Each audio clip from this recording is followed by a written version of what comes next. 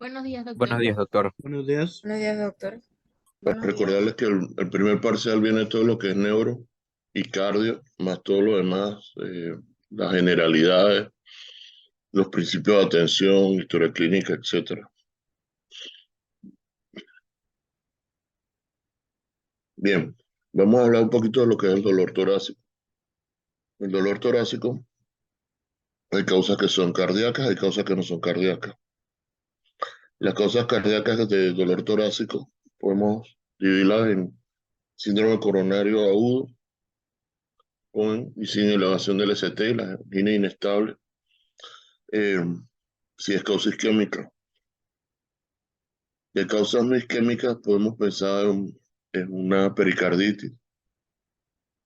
Y de causas no cardíacas podemos pensar, por ejemplo, en reflujo gastroesofágico, el espasmo esofágico, una úlcera duodenal y otras causas que pueden dar al dolor torácico como el neumotórax, el dolor de los músculos esqueléticos, por ejemplo, cuando hacen ejercicio, alzan pesa, o los pacientes con neumotórax.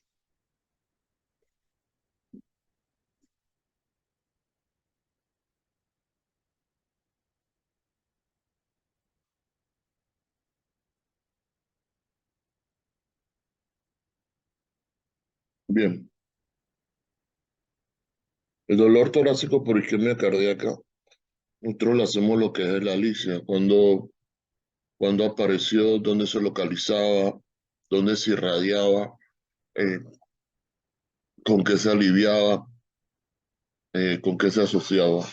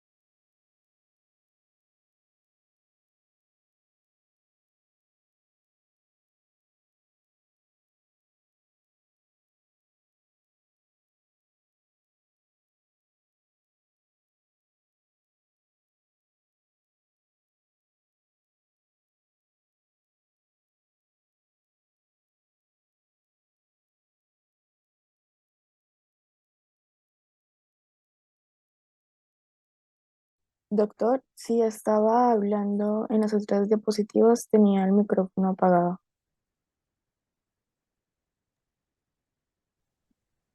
Bien, el dolor torácico, lo que les mencioné, que en el dolor torácico las características que son importantes es la licia. La licia quiere decir dónde apareció, aparición súbito, con esfuerzo, de localización en área precordial, que no salga con nada que dura más de 10 minutos, eh, que se irradia a mandíbula, cuello, brazo, que también puede aparecer a nivel epigástrico.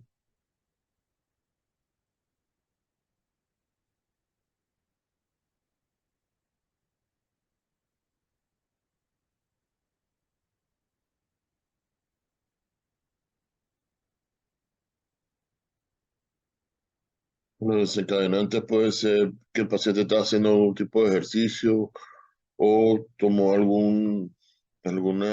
una rabia, cogió alguna rabia con una persona o una crisis hipertensiva.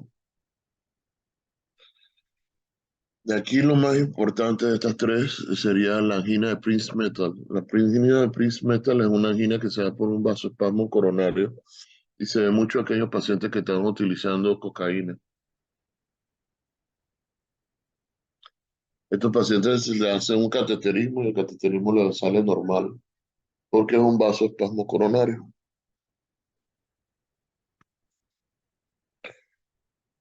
Entonces, dentro de las causas de dolor torácico vemos que la enfermedad arteriosclerótica es una de las causas más importantes, pero también puede ser por otro tipo de problemas, como por ejemplo, paciente que tenga una endocarditis, tenga una fibrilación auricular, que de repente la endocarditis o la fibrilación auricular se puedan producir trombos que migren a nivel de lo que son las coronarias.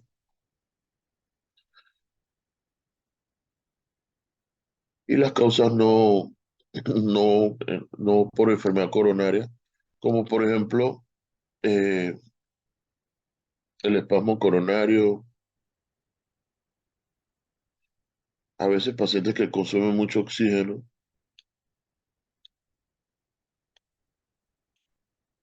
los pacientes con estenosis aórtica, la miocardiopatía obstructiva, prolaxo mitral.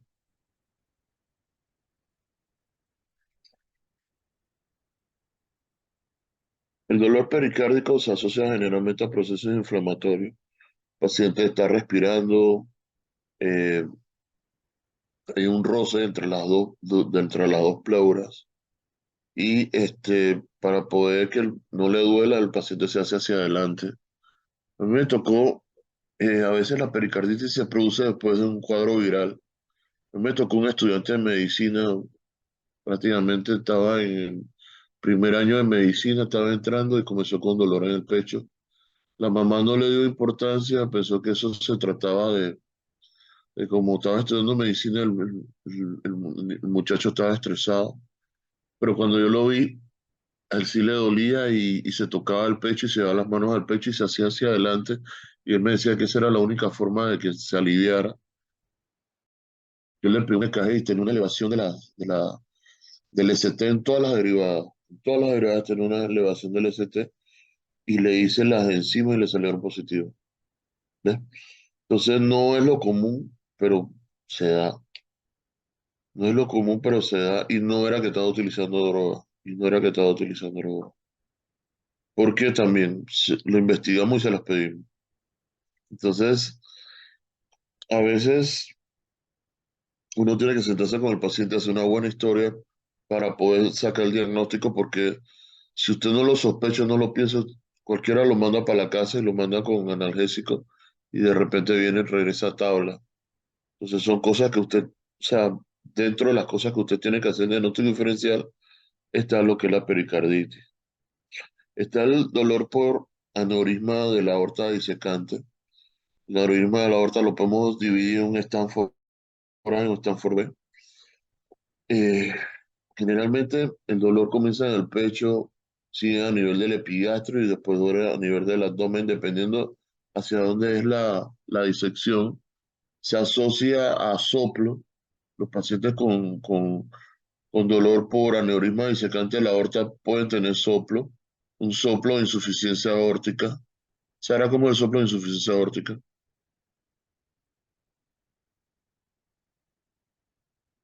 El, el, Se ausculta en el tercer espacio intercostal derecho. ¿Y cómo es? Es un soplo,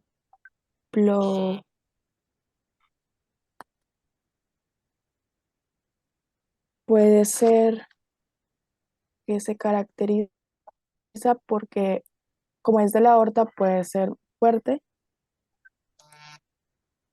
Solo recuerdo eso, doctor. Qué bien, tranquila, no te preocupes. Pronto te vas a acordar de todo. Vas a ver. Entonces, aquí vemos cómo nosotros abordamos lo que es el dolor torácico. Generalmente, el soplo de la insuficiencia aórtica es un soplo diastólico que te ahorra los ruidos. Entonces, si usted tiene un paciente que tiene dolor torácico, soplo diastólico, segundo espacio intercostal del lado derecho y le duele a nivel del pecho, de repente le puede doler a nivel del epigástrico, el paciente está hipertenso, entonces probablemente el paciente está disecando. Estos pacientes nosotros los tratamos con medicamentos para bajarle la presión y medicamentos que no le aumenten la frecuencia cardíaca, porque si le aumentan la frecuencia cardíaca, eh, tiene una mortalidad altísima. Estos pacientes tienen una mortalidad altísima. Son pocos los pacientes que yo he visto que sobreviven a un desgarramiento de lo que es el callado, más ¿cómo se llama? Más la disección, más la insuficiencia aórtica. Pero sí los he visto que salen. Sí los he visto salir, sobre todo en aquellos centros que son especializados en la parte cardíaca. Las palpitaciones es la percepción de la actividad del corazón, que nosotros la traducimos en lo que son las arritmias, ¿no? Tenemos la fibrilación auricular, en la cual los latidos cardíacos no coinciden con el pulso. Tenemos las extrasístoles ventriculares, que la persona va a sentir las palpitaciones. Y realmente cuando usted está estudiando un paciente que tiene arritmia y detecta que ese paciente tiene arritmia, usted tiene que clasificarlo en dos, estable e inestable. Cuando el paciente está inestable, usted se da cuenta que ese paciente tiene hipotensión, alteración del estado de la alerta, dolor torácico y un empeoramiento de la falla cardíaca.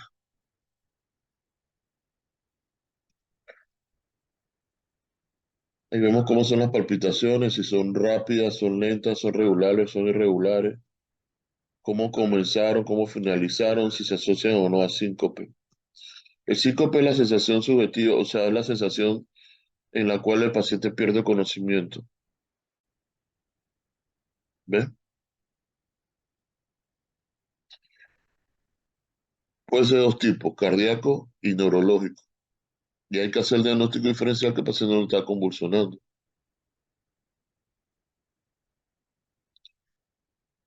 Puede ser por una arritmia, el paciente hace una arritmia, pum, hace síncope. O el paciente de repente está sangrando o tiene un tromboembolismo. Puede ser por fármacos también.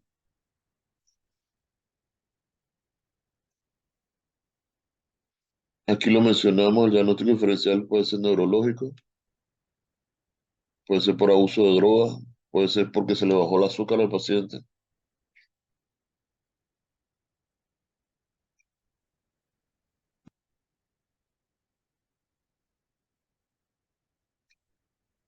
A veces cuando nosotros necesitamos estudiar síncope y estamos pensando que se puede producir por una arritmia, nosotros lo vamos a llevar a un estudio en el cual la cama cambia de posición. Y eso es lo que se conoce como el tilt test. El edema también es parte de lo que es el diagnóstico diferencial o síntomas cardinales que pueden ser de origen cardíaco. El edema lo podemos ver sobre todo cuando existe una falla cardíaca del lado derecho. Eh,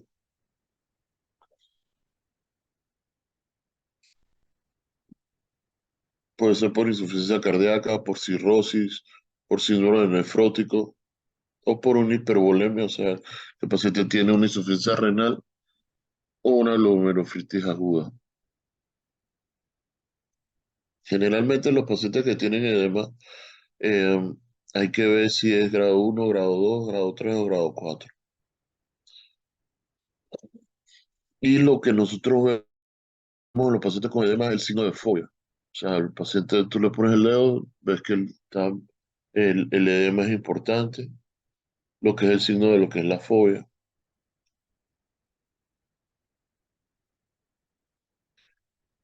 Dentro de los pacientes con edema, cuando nosotros lo estudiamos, hay que ver si el paciente no tiene mixedema, es decir, si el paciente no está hipotiroideo. En general, los pacientes hipotiroideos son pacientes que tienen la piel fría, están como, hablan lento, están bradicárdicos, piel fría, hablan lentos, están bradicárdicos, se le cae fácil el cabello y tienen edema.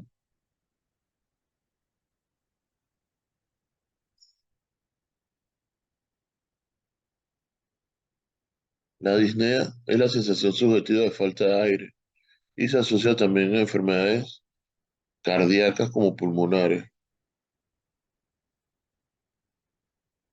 A mí siempre me llegan pacientes cardio a la consulta de neumología por disnea, pensando que pudiese ser algo pulmonar.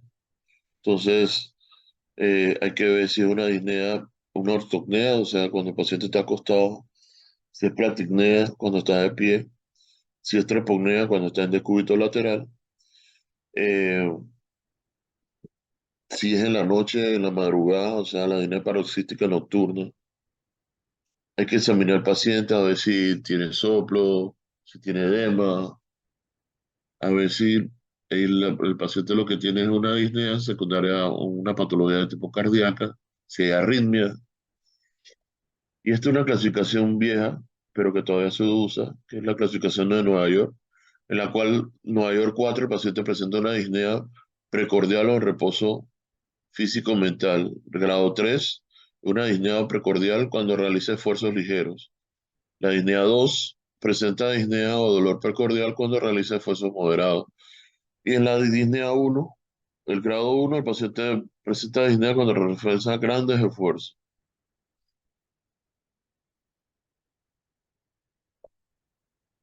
Importante con la cuestión de la disnea, se aumenta con el tiempo. Por ejemplo, si es una estenosis mitral, eh, la progresión bastante lenta. Las miocardiopatías son de mal pronóstico. Por ejemplo, los futbolistas se ven mucho lo que es la miocardiopatía hipertrófica. De repente esos pacientes están jugando fútbol y quedan ahí mismo. Entonces, esa es una de las cosas que usted tiene que pensar. Y el tromboembolismo pulmonar, que también puede ser una de las cosas de disnea importantes, ¿no? ¿Cuáles son los factores de riesgo para tromboembolismo pulmonar? De repente habría que hacerle una escala de Giniva para descartar si el paciente tiene o no tiene lesión a nivel de lo que, o factores de riesgo para tromboembolismo pulmonar.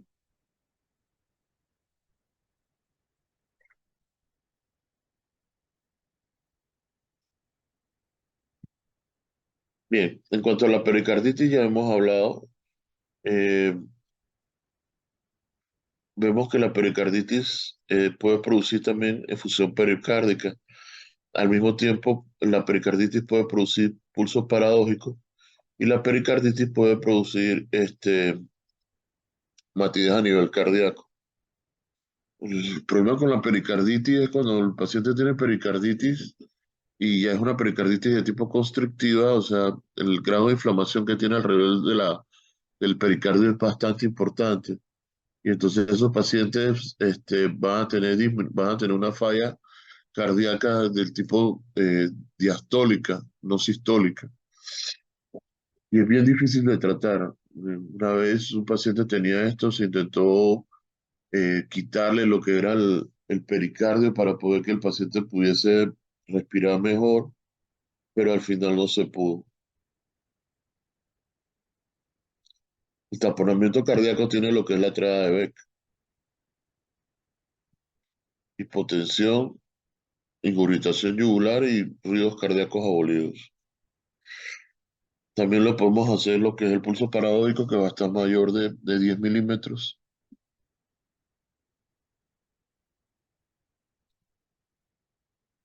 La cardiopatía isquémica ya la hablamos, dentro de ella el más importante es el infarto de miocardio.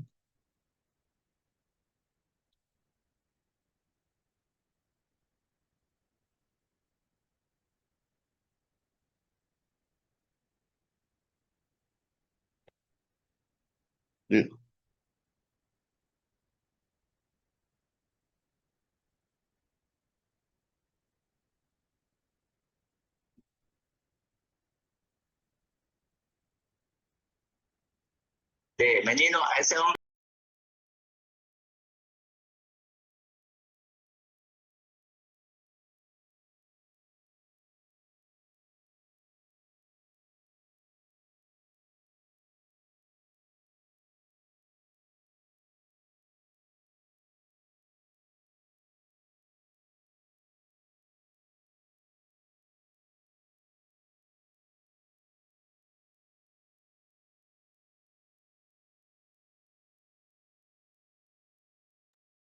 Dentro de la cardiopatía isquémica hay que ver si el paciente tiene una angina estable o inestable.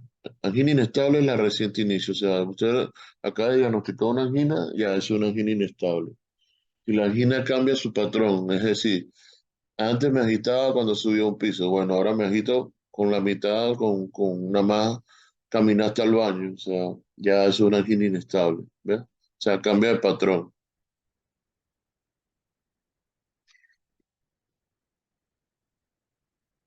¿Y cuáles son los factores de riesgo que son importantes para lo que es la cardiopatía isquémica?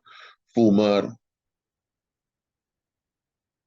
la hipertensión arterial, la diabetes mellitus y la dislipidemia.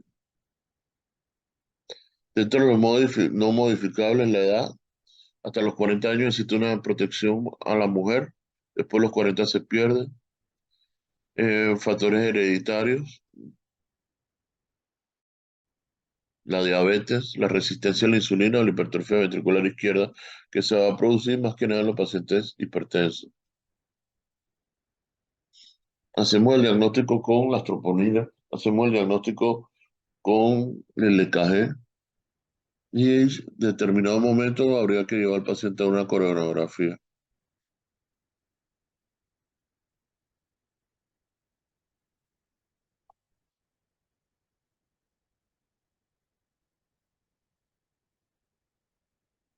Esto ya lo vimos, todo esto lo vimos ya. Los pacientes que tienen infarto van a tener complicaciones. Las complicaciones del infarto pueden ser eléctricas y mecánicas. Las complicaciones eléctricas van desde el bloqueo cardíaco hasta las taquicardias ventriculares o la fibrilación ventricular. Por eso es que esos pacientes tienen que ser vigilados en una unidad coronaria. Las complicaciones mecánicas van desde la ruptura del ventrículo izquierdo, la ruptura del tabique interventricular, el síndrome de Dressler, que es una pericarditis por infarto que se produce 15 días después del infarto.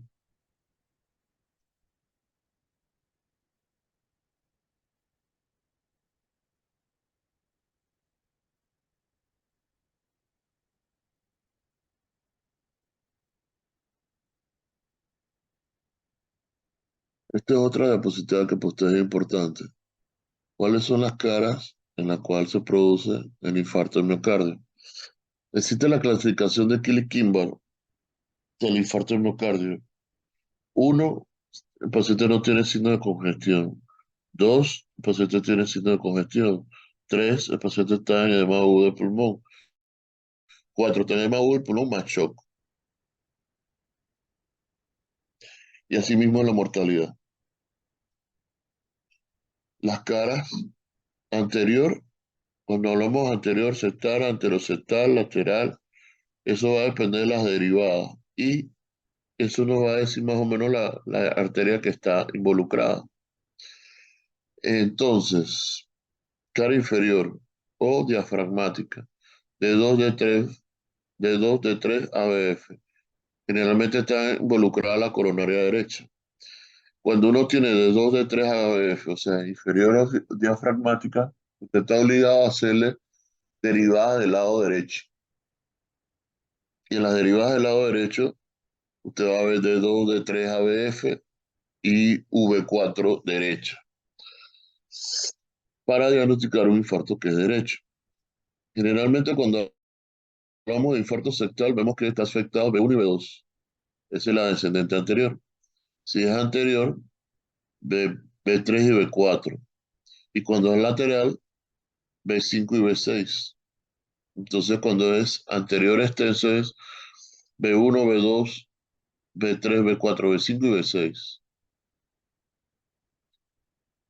Cuando hablamos de lateral, hablamos de la circunfleja. Cuando hablamos de B1 y B2, de B3 y B4 y B1 y B2, hablamos de la descendente anterior.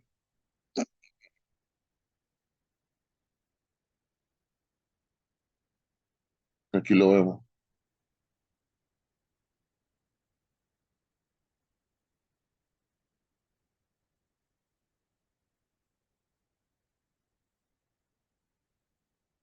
Bien.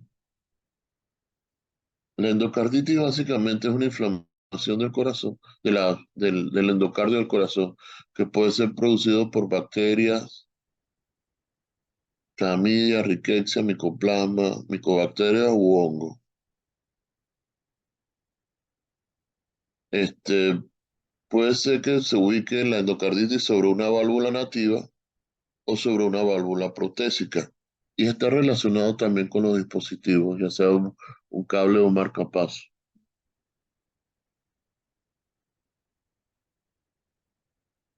Las posibles localizaciones de por donde entra la endocarditis al cuerpo puede ser por la boca, por intervención odontológica, por utilización de drogas intravenosas o por un cáncer, por ejemplo, a nivel intestinal,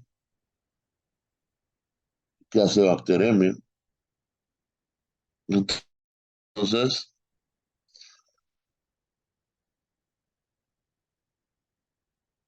por ejemplo, el paciente quedó con una lesión a nivel de lo que es la válvula por una fiebre reumática.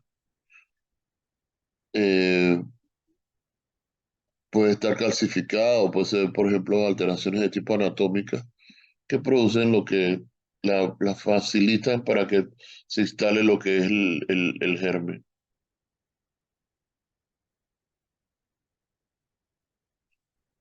Tenemos como gérmenes, puede ser el Staphylococcus aureus, el Streptococcus viridans, los enterococos, el grupo GASEC, que puede ser Haemophilus, Acinetobacillus, Cardiobacterium, Equinella y Quinquinella, que pueden ser comensales de la boca.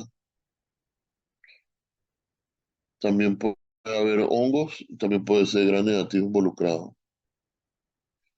Desde el punto de vista clínico, puede haber manifestaciones inmunológicas o también puede ser por manifestaciones um, inmunológicas o puede ser por embolias.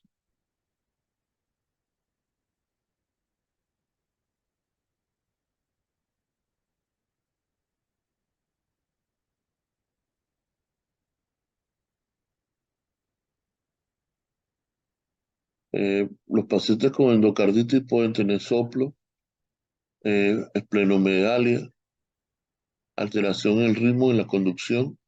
O pueden tener, por ejemplo, petequias que nos indican a nosotros que el paciente puede tener vasculitis, las lesiones en Janaway a nivel de la palma de la mano, los nódulos de Osler y las hemorragias en astilla o las manchas de Roth. A nivel pulmonar puede dar neumonía, puede dar un SRA. A nivel pulmonar puede dar neumonía, puede dar un SRA. ¿Qué pasó? Dime, estoy ocupado.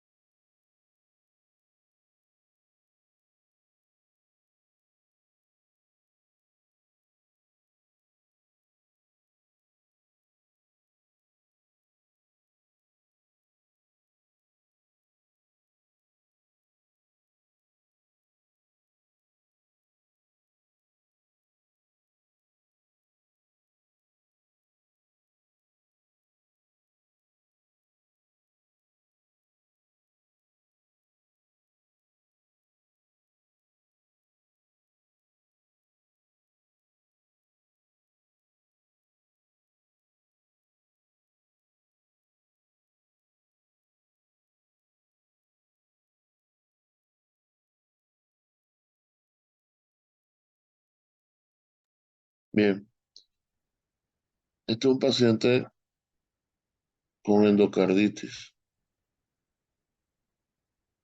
por estafilococcus aureus. Vemos que se produce como una neumonía que es el lado derecho y al tener una alteración a nivel de lo que es la válvula, el paciente puede caer en insuficiencia cardíaca.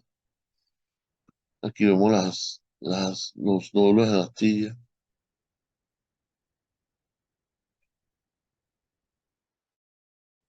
aquí vemos los nódulos de Osler,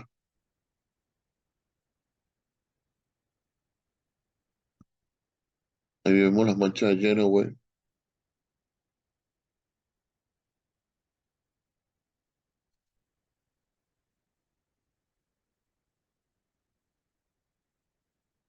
Generalmente cuando pensamos en endocarditis, un nuevo soplo, eventos embólicos de origen desconocido, lo que habíamos mencionado, la fiebre y si hay material protésico, etcétera. Existen criterios para lo que es endocarditis, que son los criterios de Duke. Entre los criterios de Duke podemos mencionar eh, criterios mayores, en el cual usted va a ver lo que son las vegetaciones con eh, el eco. Hay dos tipos de eco, está el transesofágico y está el transtorácico.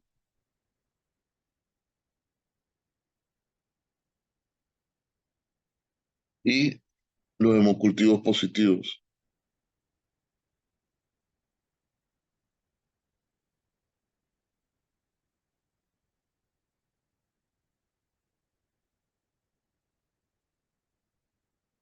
Desde el punto de vista del laboratorio, el paciente va a tener los hemocultivos positivos, va a tener leucocitosis, la velocidad de eritrosedimentación va a estar aumentada, puede que tenga hematuria, sobre todo si se está dando la glomerulonefritis. ¿Ok? Y el ecocardiograma lo que vamos a ver son las vegetaciones. Podemos ver vegetaciones, podemos ver acceso perivalvular, ruptura de las cuerdas, fístula o colección.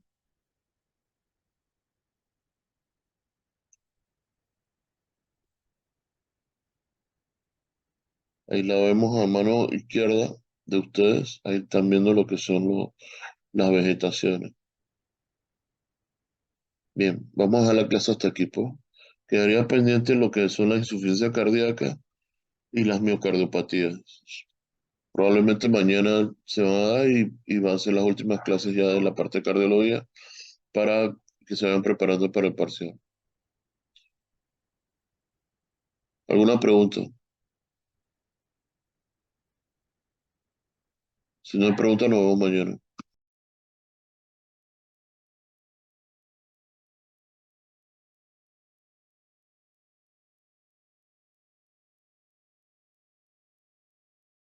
Buenos días, Buenos doctor. días, doctor. Buenos días. Buenos días, doctor.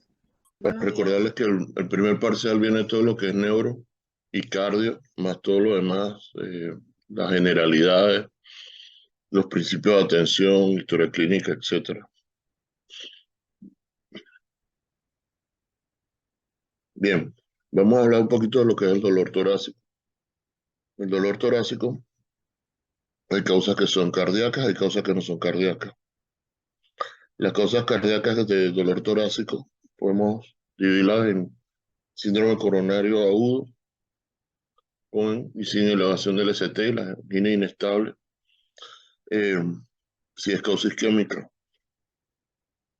De causas no isquémicas podemos pensar en una pericarditis y de causas no cardíacas podemos pensar, por ejemplo, en reflujo gastroesofágico, el espasmo esofágico, una úlcera duodenal y otras causas que pueden dar al dolor torácico como el neumotórax, el dolor de los músculos esqueléticos, por ejemplo, cuando hacen ejercicio, alzan pesa, o los pacientes con neumotórax.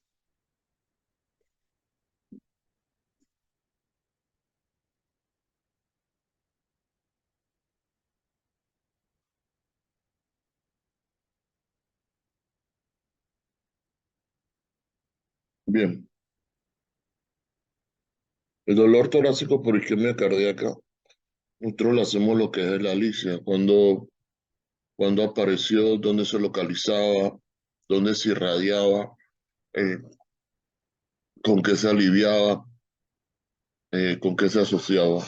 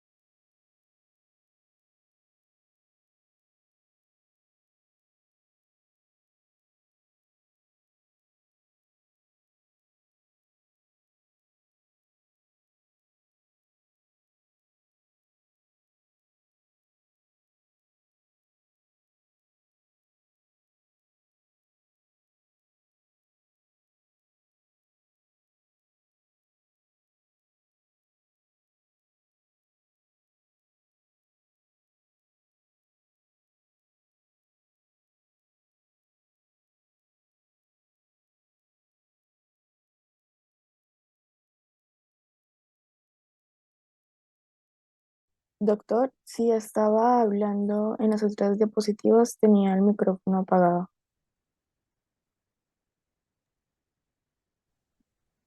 Bien, el dolor torácico, lo que les mencioné, que en el dolor torácico las características que son importantes es la licia. La licia quiere decir dónde apareció, apareció en súbito, con esfuerzo, de localización en área precordial, que no se alivia con nada, que dura más de 10 minutos, eh, que se irradia a mandíbula, cuello, brazo, que también puede aparecer a nivel epigástrico.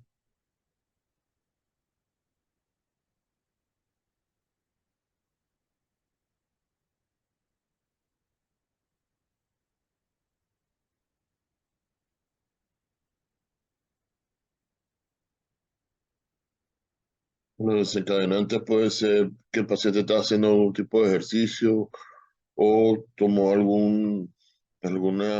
una rabia, cogió alguna rabia con una persona o una crisis hipertensiva.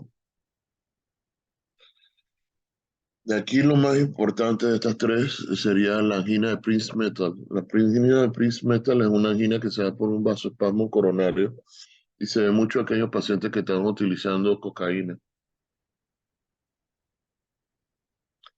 Estos pacientes se le hace un cateterismo y el cateterismo le sale normal porque es un vasoespasmo coronario.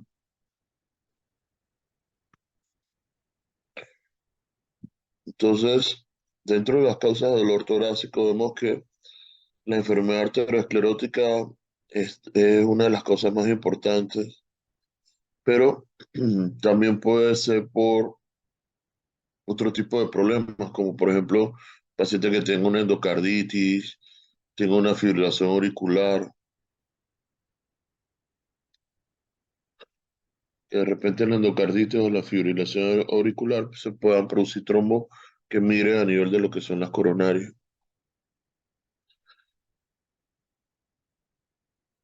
Y las causas no por enfermedad coronaria, como por ejemplo eh, el espasmo coronario,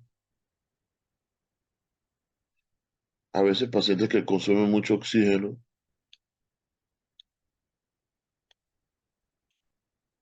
los pacientes con estenosis aórtica, la miocardiopatía obstructiva, prolapso mitral.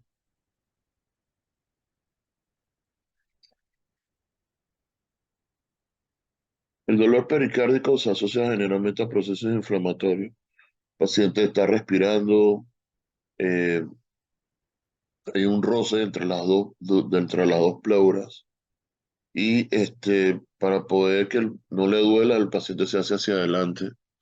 A mí me tocó, a veces la pericarditis se produce después de un cuadro viral. A mí me tocó un estudiante de medicina, prácticamente estaba en el primer año de medicina, estaba entrando y comenzó con dolor en el pecho. La mamá no le dio importancia, pensó que eso se trataba de como estaba estudiando medicina, el muchacho estaba estresado. Pero cuando yo lo vi, a él sí le dolía y se tocaba el pecho y se daba las manos al pecho y se hacía hacia adelante. Y él me decía que esa era la única forma de que se aliviara. Yo le pedí un EKG y tenía una elevación del ST en todas las derivadas. En todas las derivadas tenía una elevación del ST y le hice las enzimas y le salieron positivas. ¿Ves? Entonces no es lo común, pero se da. No es lo común, pero se da. Y no era que estaba utilizando droga. Y no era que estaba utilizando droga. Porque también lo investigamos y se las pedimos. Entonces, a veces uno tiene que sentarse con el paciente, hacer una buena historia para poder sacar el diagnóstico, porque si usted no lo sospecha, no lo piensa, cualquiera lo manda para la casa y lo manda con analgésico y de repente viene y regresa a tabla. Entonces son cosas que usted, o sea, dentro de las cosas que usted tiene que hacer de diagnóstico diferencial está lo que es la pericarditis. Está el dolor por aneurisma de la aorta disecante. El aneurisma de la aorta lo podemos dividir en un Stanford A y un Stanford B. Eh, Generalmente el dolor comienza en el pecho, sigue a nivel del epigastrio y después duele a nivel del abdomen, dependiendo hacia dónde es la disección. Se asocia a soplo. Los pacientes con dolor por aneurisma disecante de la aorta pueden tener soplo, un soplo de insuficiencia aórtica. Se hará como el soplo de insuficiencia aórtica.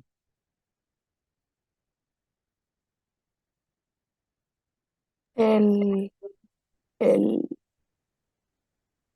Se ausculta en el tercer espacio intercostal derecho. ¿Y cómo es? Es un soplo,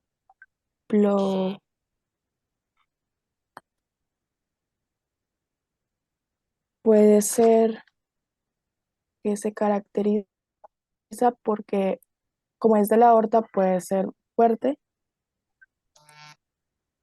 Solo recuerdo eso, doctor. Qué bien, tranquila, no te preocupes. Pronto te vas a acordar de todo. Vas a ver.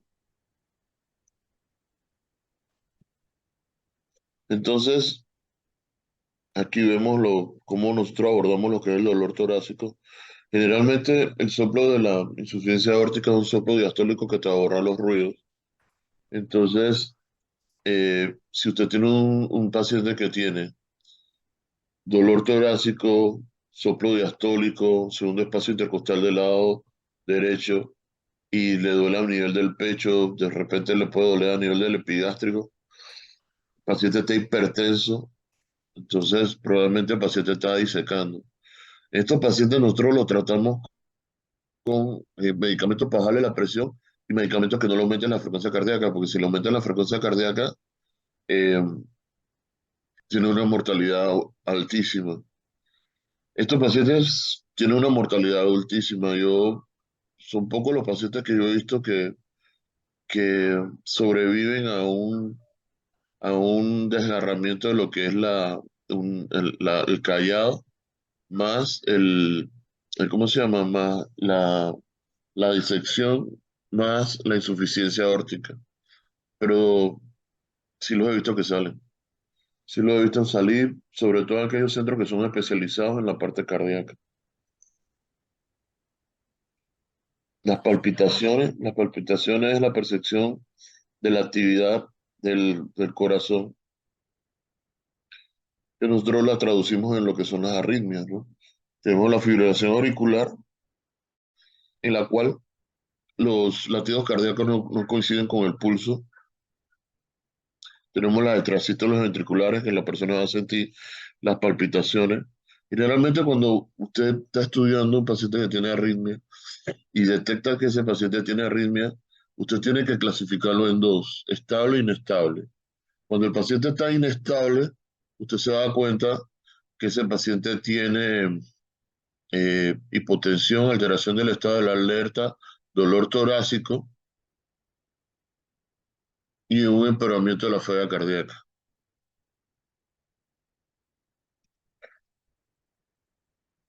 Ahí vemos cómo son las palpitaciones, si son rápidas, son lentas, son regulares, son irregulares, cómo comenzaron, cómo finalizaron, si se asocian o no a síncope. El síncope es la sensación subjetiva, o sea, es la sensación en la cual el paciente pierde conocimiento. ¿Ves? Puede ser de dos tipos, cardíaco y neurológico. Y hay que hacer el diagnóstico diferencial que el paciente no está convulsionando.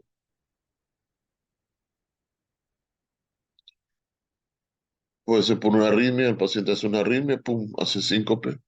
O el paciente de repente está sangrando o tiene un tromboembolismo. Puede ser por fármacos también.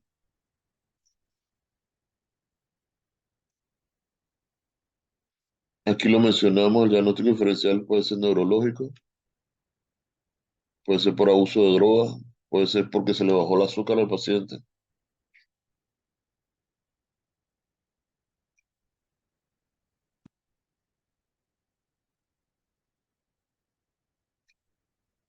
A veces cuando nosotros necesitamos estudiar síncope y estamos pensando que se puede producir por una arritmia, nosotros lo vamos a llevar a un estudio en el cual la cama cambia de posición. Y eso es lo que se conoce como el tilt test. El edema también es parte de lo que es el diagnóstico diferencial o síntomas cardinales que pueden ser de origen cardíaco. El edema lo podemos ver sobre todo cuando existe una falla cardíaca del lado derecho. Eh,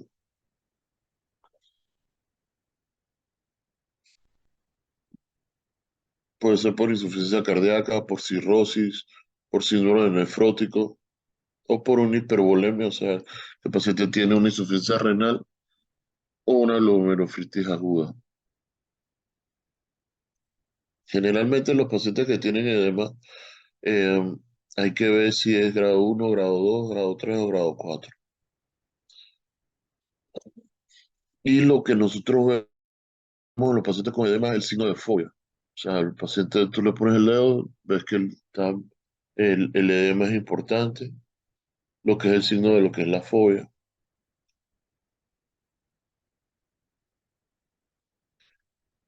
Dentro de los pacientes con edema, cuando nosotros lo estudiamos, hay que ver si el paciente no tiene mixedema, es decir, si el paciente no está hipotiroideo. En general, los pacientes hipotiroideos son pacientes que tienen la piel fría, están como, hablan lento, están bradicárdicos,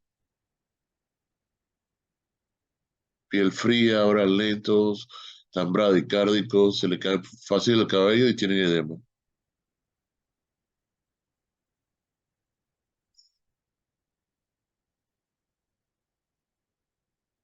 La disnea es la sensación subjetiva de falta de aire y se asocia también a enfermedades cardíacas como pulmonares. A mí siempre me llegan pacientes cardio a la consulta de neumología por disnea, pensando que pudiese ser algo pulmonar. Entonces, hay que ver si es una disnea, una ortopnea, o sea, cuando el paciente está acostado, si es platicnea cuando está de pie, si es trepopnea cuando está en decúbito lateral, eh, si es en la noche, en la madrugada, o sea, la disnea paroxística nocturna. Hay que examinar al paciente a ver si tiene soplo, si tiene edema, a ver si el paciente lo que tiene es una disnea secundaria o una patología de tipo cardíaca, si hay arritmia. Y esta es una clasificación vieja, pero que todavía se usa, que es la clasificación de Nueva York, en la cual Nueva York 4 el paciente presenta una disnea precordial o en reposo físico-mental. Grado 3 una disnea precordial cuando realiza esfuerzos ligeros. La disnea 2 presenta disnea o dolor precordial cuando realiza esfuerzos moderados. Y en la disnea 1 el grado 1 el paciente presenta disnea cuando realiza grandes esfuerzos.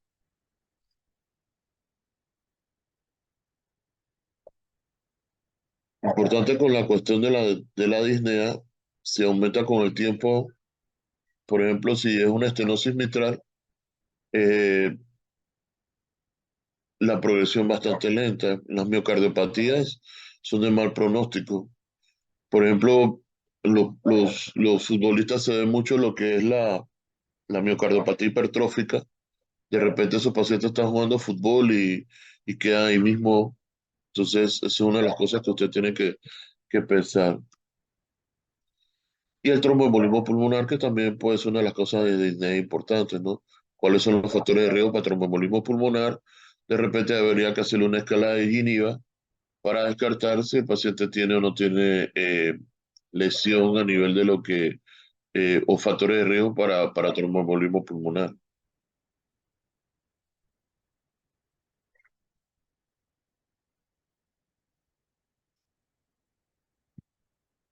Bien, en cuanto a la pericarditis ya hemos hablado. eh, Vemos que la pericarditis puede producir también efusión pericárdica. Al mismo tiempo, la pericarditis puede producir pulsos paradójicos y la pericarditis puede producir matidez a nivel cardíaco. El problema con la pericarditis es cuando el paciente tiene pericarditis y ya es una pericarditis de tipo constrictiva, o sea, el grado de inflamación que tiene alrededor del pericardio es bastante importante.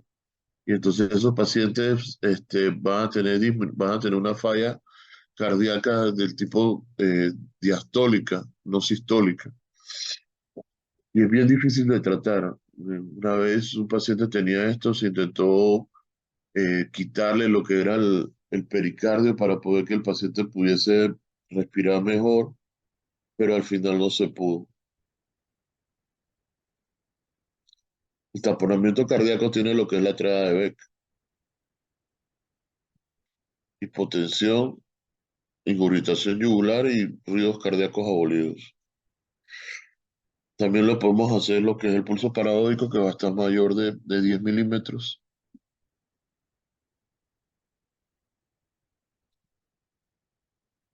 La cardiopatía isquémica ya lo hablamos, dentro de ellas el más importante es el infarto de miocardio.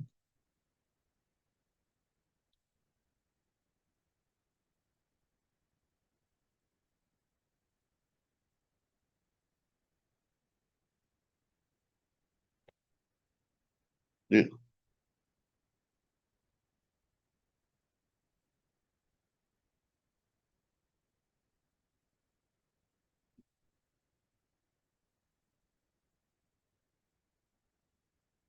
Menino, a ese hombre.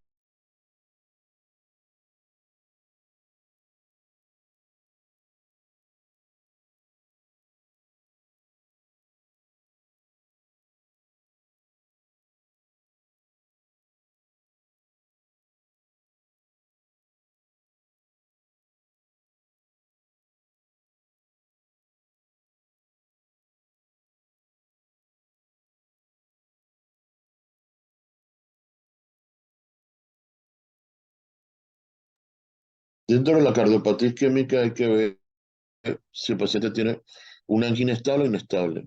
Angina inestable es la reciente inicio, o sea, usted acaba de diagnosticar una angina, ya es una angina inestable. Si la angina cambia su patrón, es decir, antes me agitaba cuando subía a un piso, bueno, ahora me agito con la mitad, con una más, caminar hasta el baño, o sea, ya es una angina inestable, ¿ves? O sea, cambia de patrón.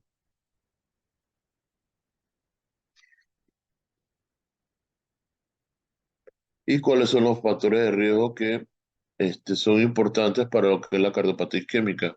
Fumar, la hipertensión arterial, la diabetes mellitus y la dislipidemia. Dentro de los no modificables, la edad, hasta los 40 años existe una protección a la mujer, después de los 40 se pierde. Factores hereditarios, la diabetes, la resistencia a la insulina o la hipertrofia ventricular izquierda, que se va a producir más que nada en los pacientes hipertensos. Hacemos el diagnóstico con las troponinas, hacemos el diagnóstico con el EKG y en determinado momento habría que llevar al paciente a una coronografía.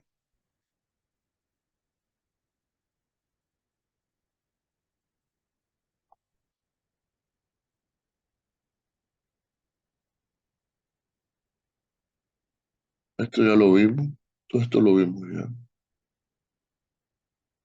Los pacientes que tienen infarto van a tener complicaciones.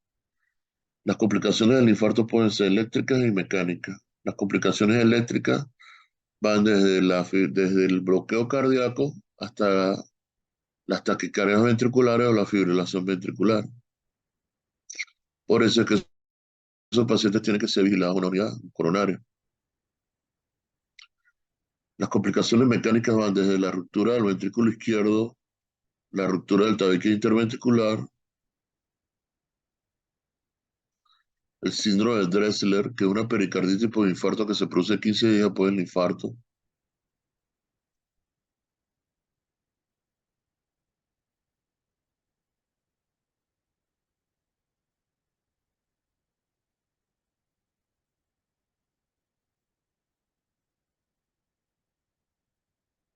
Esta es otra diapositiva que para ustedes es importante. ¿Cuáles son las caras en las cuales se produce el infarto del miocardio? Existe la clasificación de Kelly-Kimball del infarto del miocardio. Uno, el paciente no tiene signo de congestión. Dos, el paciente tiene signo de congestión. Tres, el paciente está en edema agudo de pulmón. Cuatro, está en edema agudo del pulmón más shock. Y asimismo la mortalidad. Las caras anterior, cuando hablamos anterior, septal, anteroseptal, lateral, eso va a depender de las derivadas. Y eso nos va a decir más o menos la arteria que está involucrada. Entonces, cara inferior o diafragmática, de 2 de 3 ABF. Generalmente está involucrada la coronaria derecha. Cuando uno tiene de 2 de 3 ABF, o sea, inferior o diafragmática, usted está obligado a hacerle derivadas del lado derecho.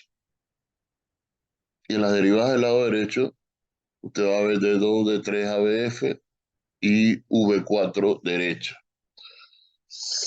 para diagnosticar un infarto que es derecho. Generalmente cuando hablamos de infarto septal, vemos que está afectado B1 y B2. Esa es la descendente anterior. Si es anterior, B3 y B4.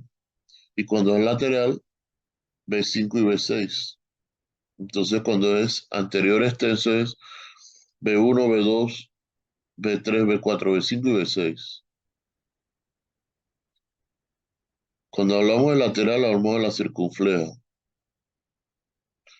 Cuando hablamos de B1 y B2, de B3 y B4 y B1 y B2, hablamos de la descendente anterior.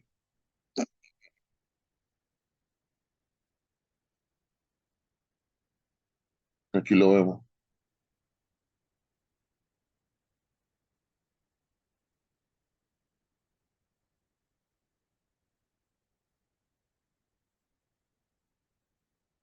Bien.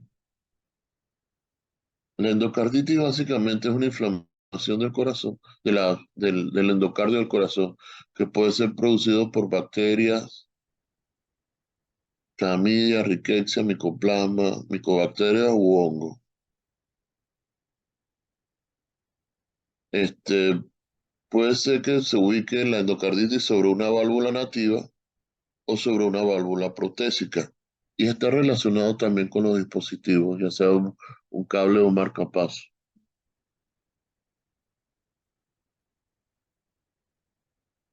Las posibles localizaciones de por donde entra la endocarditis al cuerpo puede ser por la boca, por intervención odontológica, por utilización de drogas intravenosas o por un cáncer, por ejemplo, a nivel intestinal,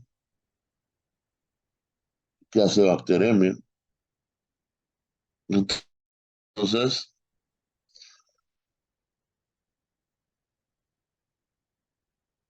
por ejemplo, el paciente quedó con una lesión a nivel de lo que es la válvula por una fiebre reumática.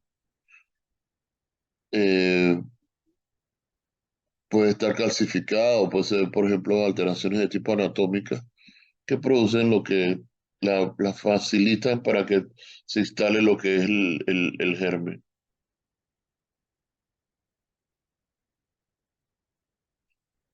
Tenemos como gérmenes, pueden ser el Staphylococcus aureus, el Streptococcus viridans, los enterococos, el grupo GASEC, que puede ser Haemophilus, Acinetobacillus, Cardiobacterium, Equinella y Quinquinella, que pueden ser comensales de la boca. También puede haber hongos y también puede ser gran negativo involucrado.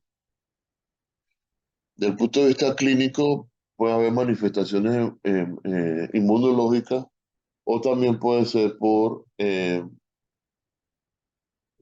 manifestaciones um, inmunológicas o puede ser por embolias.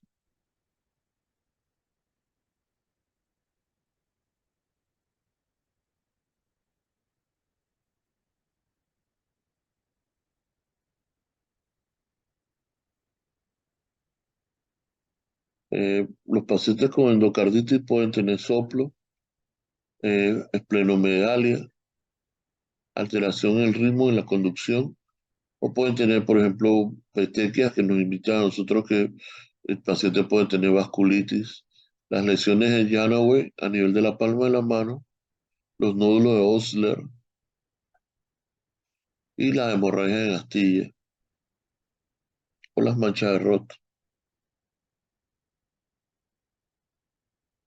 A nivel pulmonar puede dar neumonía, puede dar un SRA. A nivel pulmonar puede dar neumonía, puede dar un SRA. ¿Qué pasó? Dime, estoy ocupado.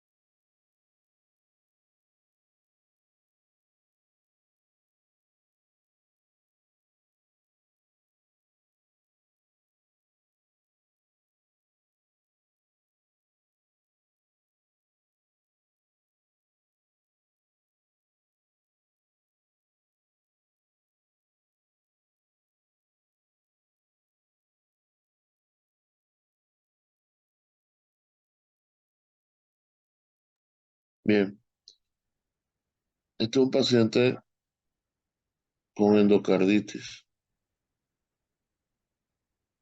por estafilococcus aureus. Vemos que se produce como una neumonía que es el lado derecho y al tener una alteración a nivel de lo que es la válvula, el paciente puede caer en insuficiencia cardíaca. Aquí vemos los nódulos de astilla,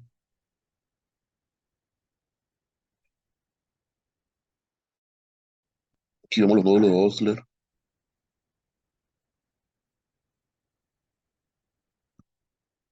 ahí vemos las manchas de Genoway.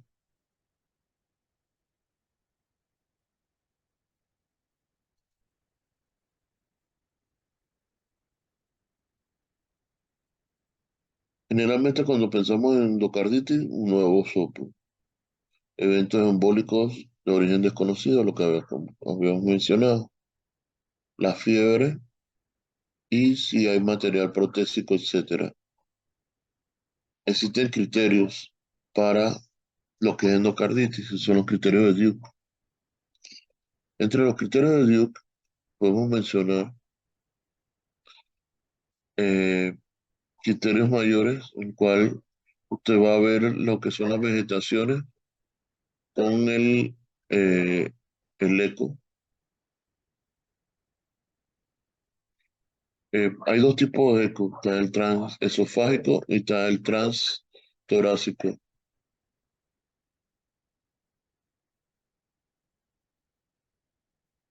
Y los hemocultivos positivos.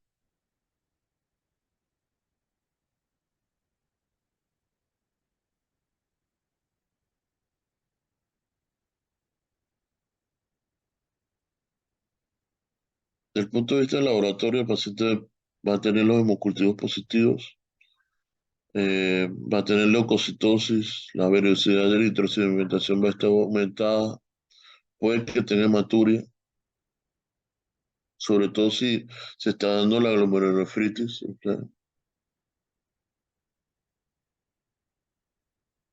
Y el ecocardiograma lo que vamos a ver son las vegetaciones. Podemos ver vegetaciones, podemos ver acceso perivalvular, ruptura de las cuerdas, fístula o colección.